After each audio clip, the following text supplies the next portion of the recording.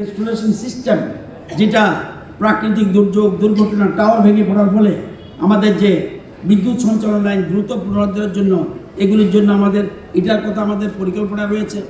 আমরা transmission line surge arrester স্থাপন, এটাও আমরা করতে যাচ্ছি।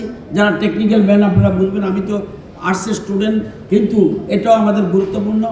আমাদের এখানে প্রায় সময় অন্যান্য জায়গায় কিন্তু আমাদের মতো বজ্রপাত হয় না, আমাদের বজ্রপাতটা এরিয়াটা আমাদের ত্রিপুরাতে বেশি। তো বজ্রপাত এখন আকস্মিক ভোল্টেজ বৃদ্ধির ফলে সৃষ্ট যে ক্ষতি হচ্ছে, সেটাকে যাকে কীভাবে সুরক্ষা করা যায়, এটার জন্য ট্রিপিং এবং বিদ্যুৎ বিভ্রাটের হার কমানোর জন্য আমরা প্ল্যানিং করছি। এবং সূর্যমণিনগরে আমাদের এখন পর্যন্ত 400 কেবির কিচ্ছু নেই। আমরা 400 কেবি সাবস্টেশনের জন্য আমরা সূর্যমণিনগরে আমরা বসানোর চিন্তা করছি। এবং মোবাইল সাবস্টেশন, যেটা মোবাইল সাবস্টেশন প্রকল্পের আমরা চিন্তা ভাবনা করছি, যাতে দুর্যোগ বিদ্যুৎ বিভ্রাট এড়াতে সাথে সাথে যেন আমরা সাবস্টেশন বসিয়ে দিতে পারি, মোবাইল সাবস্টেশন, সেটার জন্য আমাদের প্রস্তুতি রয়েছে। আমাদের আমরা যেন একটু আগে বলেছি সাইবার ক্রাইম রোধে আমাদের উত্তর পূর্বের মধ্যে আমরাই একমাত্র পেয়েছি 2022 অনুযায়ী যে আইএসও সার্টিফিকেট, এটা পেয়েছি। এসএলডিসিও এবং আরেকটা ব্যাকআপ স্টেট নোডাল সেন্টার করা যায় কি না, ড্যাশবোর্ড সেন্টার, এটা আমরা চিন্তা করছি। এই যে বিভিন্ন জিনিস, এবং আমবাসা থেকে গন্ডাছড়া পর্যন্ত টাওয়ার লাইন নির্মাণ, এছাড়া রয়েছে মোনারচক, সূর্যমণিনগর, রুকিয়া 132 কিলোমিটার, অনেকগুলি সিদ্ধান্ত আমরা নিয়েছি। এবং এখন আমরা নতুন করে বিশেষ করে সৌরশক্তি ব্যবহার করে আমরা করারটা চেষ্টা করছি বেশি করে। মোস্ট ইম্পর্ট্যান্ট জিনিস যেটা আপনারা জানেন, সৌরশক্তি এখন অনেক জায়গা আছে, দেখবেন রুফটপ সোলার, যেটা একটু আগে নাটক করবেন, রুফটপ সোলার, এটা যদি করতে পারি, আমাদের শুধু বিদ্যুৎ দিয়েই আমাদের রাজ্যের অর্থনৈতিক ব্যবস্থায় এগিয়ে যাবে। কারণ অনেক বাংলাদেশে প্রচুর আমরা ইচ্ছে করলে পাওয়া দিতে পারি। আমরা যদি যে পয়সা খরচ করে আমাদের ক্ষতি করে, টিএসএসএল ক্ষতি করে কিন্তু বিদ্যুৎ পরিষেবা দিচ্ছি, তো এই বিদ্যুৎ পরিষেবা আমি ডাইরেক্ট বিক্রি করতে পারি ফরেনে বা অন্য জায়গায়, তাহলে আমার জন্য সেফ, তাহলে রাজ্যে অনেক টাকা আসবে। আর সোলার লাগিয়ে যদি টুপটপ সোলার লাগিয়ে দিই, তাহলে হিউজ বিদ্যুৎ উৎপাদন হতে পারে, আমরা নিজের পায়ে দাঁড়াতে পারব। এছাড়া আপনারা জানেন আমাদের ত্রিপুরার যে বহু হাসপাতাল রয়েছে, আমরা সৌরশক্তির মাধ্যমে বিদ্যুৎ ব্যবস্থা করে দিয়েছি, 24 ঘন্টা সেখানে পাচ্ছে। শিক্ষা প্রতিষ্ঠান আপনারা দেখবেন এনআইটি, আমাদের ইকফায় সরকারি কার্যালয়ে সৌর বিদ্যুৎ প্রকল্প আমরা করছি।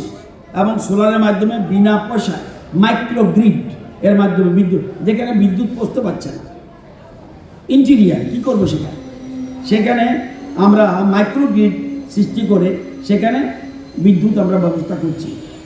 আর কোনো গ্রিডের সাথে সম্পর্ক নেই, ওখান থেকে আমরা সোলারের মাধ্যমে এবং 325টা প্রত্যন্ত পাড়া ইন্টেরিয়ারে আমরা সেটা ব্যবস্থা করছি। এবং সৌরচালিত পাম্পের স্থাপনের জন্য আমরা 7,251 জন কৃষককে আমরা সেটা দিচ্ছি। এটাও কিন্তু বিদ্যুৎ লাগতো, যদি ওটা না করতাম তাহলে বিদ্যুৎ দিতে হতো, সেই বিদ্যুৎ আর লাগছে না। তো এটার জন্য আমরা এটা করেছি।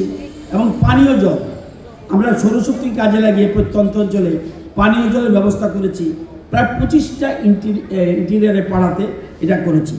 এবং প্রত্যন্ত বাজার মধ্যে হাইমাস, যেটা আমাদের সরকারি অনেকগুলি বাজার আছে, সেখানে যাতে লাইট থাকে, বিদ্যুৎ এ পয়সা দিবে কে, বিদ্যুতের বিল কে দেবে, সেই জন্য হাইমাস লাগিয়ে আমরা সোলারের মাধ্যমে সেগুলি বাজারটাকে আলোকিত করছি। এছাড়া স্ট্রিট লাইটও আমরা গ্রামে গঞ্জে বাজারে 50,000 মতো স্ট্রিট লাইট আমরা লাগিয়েছি। টোটাল সোলার থেকে আমাদের আজকের দিনে উৎপাদন হচ্ছে 35 মেগাওয়াট। এটা কিন্তু চারটিখানি কথা না, 35 মেগাওয়াট এখন আমরা উৎপাদন করছি। তো আমি সবাইকে বলবো যে এখানে আমার কিন্তু বিদ্যুৎ নিগমের নিচের থেকে, আমি একটু আগে আমাদের সেক্রেটারি সাহেব বলেছেন, বিদ্যুৎ নিগমের টপ টু বটম, একদম এমডি থেকে একদম লাইনম্যান বলুন, হেল্পার বলুন, আরও কিছু থাকে, যে কাজ এরা করে